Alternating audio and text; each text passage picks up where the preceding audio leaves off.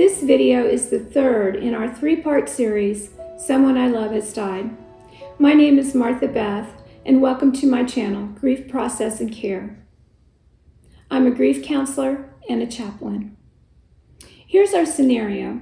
Cliff had to bring his father to his home to live because dementia had advanced to the point he could no longer take care of himself. In fact, he had become a danger and a high risk to himself when he was living at home by himself. Even though Cliff had siblings, none of them would help with their father's care. Cliff's dad was antisocial and had an odd personality.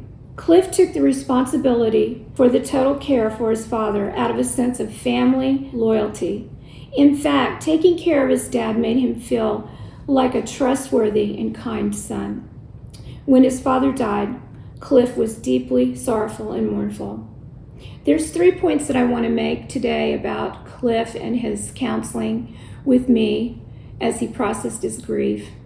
First of all, after the funeral, he was struggling. He was very depressed and not sleeping well. One thing that we talked about was that maybe evaluating his sibling relationships and those other members of family by spending time with them, enriching them, and developing them, that may give him the emotional support that he needed.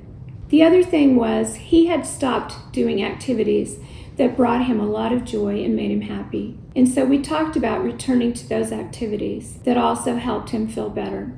The second point is in grief counseling, he was able to really talk about his faith life and how he had neglected it for a while.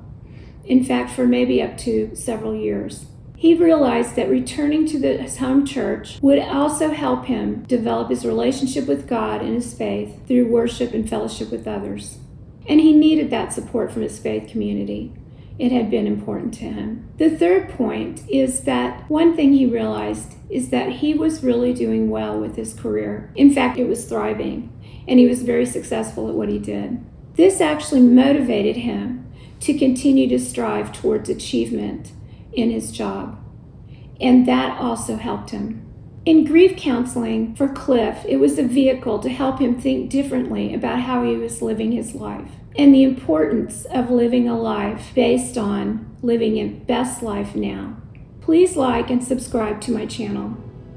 I hope this information and discussion was helpful to you.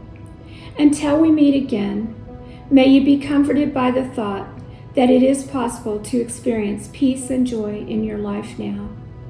Thank you for watching.